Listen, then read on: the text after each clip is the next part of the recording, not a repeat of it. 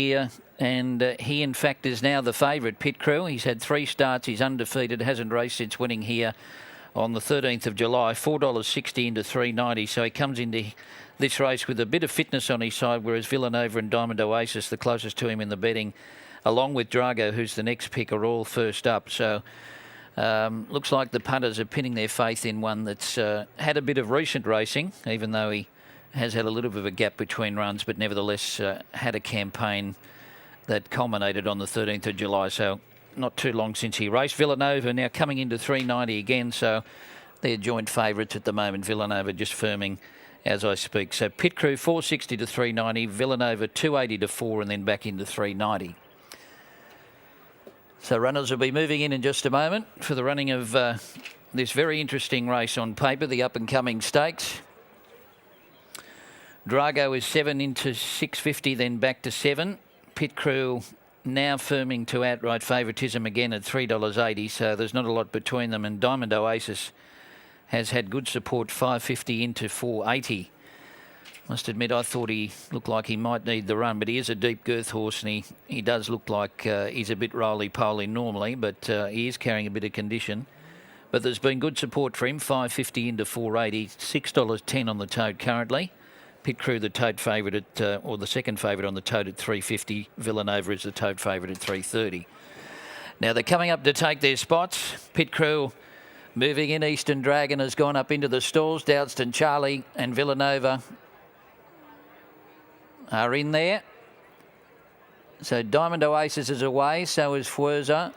Now War is making its way up into the gates in the all navy colours. Riders out of the saddle from Drago. So Fwerza's away, Drago and Diamond Oasis, they look to be the 3 we're waiting on. Pit Crew into $3.70, so $4.60 to $3.70 with bookies for number 5. Pit Crew will run the favourite. Villanova back out to $4. Diamond Oasis $5.50 to $4.80. Now Diamond Oasis, who's drawn out wide, is coming up.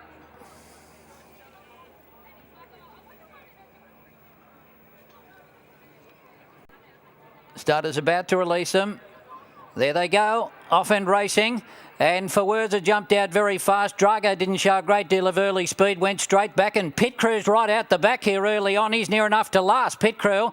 And War went through along the fence and took up the running and led from Diamond Oasis, and then Villanova on the inside, Fwerza's on the outside as they settle down fully into stride. Eastern Dragon between them, followed by Drago.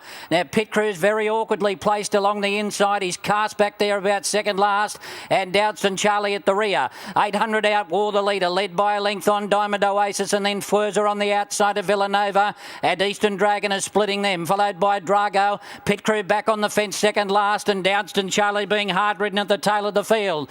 500 out, the leader is War, led by 3/4 Diamond Oasis. Villanova's in a pocket behind them, Fwerza's on the outside, and then came Eastern Dragon. Pit Crew banking on luck near the inside, he's on the back of Villanova. War's left the fence here, plenty of room for Villanova and Pit Crew to come through, so War's in front from Villanova and Diamond Oasis, and then Pit Crew, and further back was Drago, but the leader is War. War, in fact, has kicked away with 150 to go. Here's a boil over. War's in front. Drago's coming late, but War's got the break and goes on to win it from Drago. Photo for third, Villanova and Pit Crew, and then came Dowdston Charlie, followed by Fwerza, Diamond Oasis, and Eastern Dragons at the back of the field. The bookies get the lot. Number 10, War, the colt by More Than Ready in the Coolmore colours, went to the front, and that was the end of the section. It just kept on going, this colt. He improved out of sight from getting beat a long way behind Charge Missile of the midweeks. He's second up run as a 3-year-old, and he wins, and the bookmakers cheer. Number 10, War, beats number 4, Drago, who hit the line terrific out wide. Photo for third. I thought maybe 3, Villanova, might get it just in front of number 5, Pit Crew. But the roughie, War, Gay Waterhouse and Tommy Berry, they get the money. Yeah, Gay Waterhouse wins the race, but as far as punters are concerned, it probably wasn't with the horse. It definitely wasn't with the horse. They were hoping Pit Crew was just slowly away. He was in an awkward spot and was never, ever a factor. But this son of More Than Ready, he's jumped, he's gone straight to the front and races away. We are talking about a horse that was placed in Whittington's Breeders' Plate. He did show good ability early on, may have lost his way off the scene for a long time for whatever reason, but he's back today and he puts a Group 3 next to his name. Drago, an eye catcher, and Villanova runs third. But Yorkie, War, Tommy Berry on board. He went to the front, controlled proceedings, and was pretty impressive. He was. I think this horse had a bit of a rap on him early days too. So, and he's been given plenty of time to sort himself out and collect himself. So it might be a good move here. But there's no obvious reason why this horse came off the fence and finished in the middle of the track either. It didn't look like he was hanging. Yeah, no, he's done that pretty well, number 10 War, and he breaks through for a most important stakes win today. Beats Drago and Villanova, and number 5 has run fourth, that is Pit Crew. Well, Gai Waterhouse gets a nice winner on Warwick Stakes Day and goes with Richard now. What about that? Aha! Very good horse in the making. The other day at Canterbury, everyone wanted to knock his run. It was an outstanding run at Canterbury. He'd gone ahead in leaps and bounds since then, Richard. And today he was able to dictate and stack the horses up a bit. I love the way he came away in the straight. I remember early on as a 2-year-old, you were very impressed. It was always going to be a nice horse. He started favourite behind Whittington that day in the Breeders. He did too. And he's then wanted to sort of overuse himself. And I've had to train him a little bit differently from Canterbury to here to try to get him to relax, even though he led today, just to come back a notch, and he's done it. Different nacks, different horses, I suppose. So what do you do, Gai? You had to give him obviously time, but how do you get him to come back and do things right? Well, I work him with a couple of other horses and let him sit behind and, smoke a cigarette or roll a joint and enjoy himself. And this young boy, Tommy, and you, it's just... I know Nash is still there as well, but Tommy's just leaps and bounds. Tom's magical, I can tell you that. Go and rest your voice. Thank you. I think she was a little bit teary there. It's wow, I still can't believe it. It was most impressive. Hainsey War, and some people might even say, whoa, what was he good for?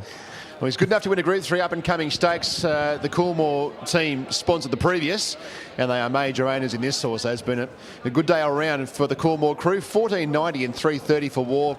Too good for Drago. Real eye catcher. Look out for him clearly as he gets up over in trip, and his return was excellent. Villanova was okay, and Pit Crew will... His chances were gone as soon as they jumped. He just took an age to muster any kind of speed, and he sort of battled away into fourth. But 10, 4, 3 and 5 the numbers. A Group 3 win for the son of More Than Ready. Tommy Berry gets the job done. He's about to have a chat with Rich.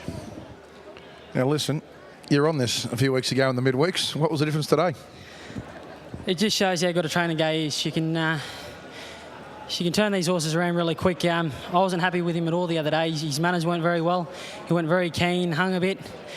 And Gai said, just give me a week or two, I'll fix him, and hopped on him today, and he was a different horse. Geez, you travelled sweet. Well, I think we all kept looking behind, but then we finally at the furlong said, hang on, it's you out there.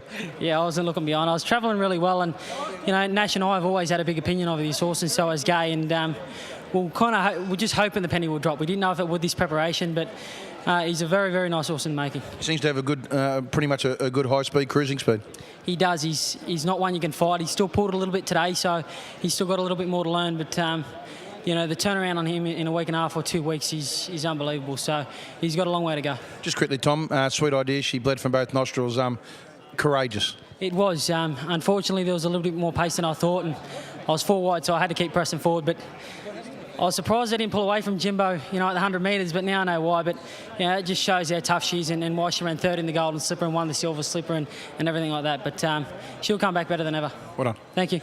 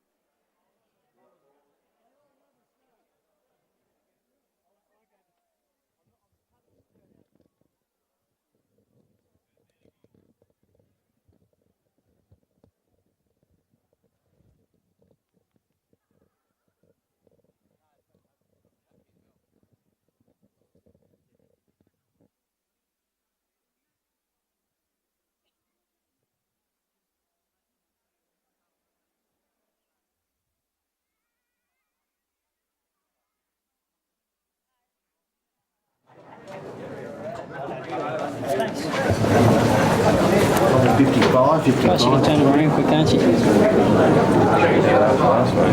hated the horse 2 weeks ago. 10, 4, 3, 5, 8, 2. Correct way.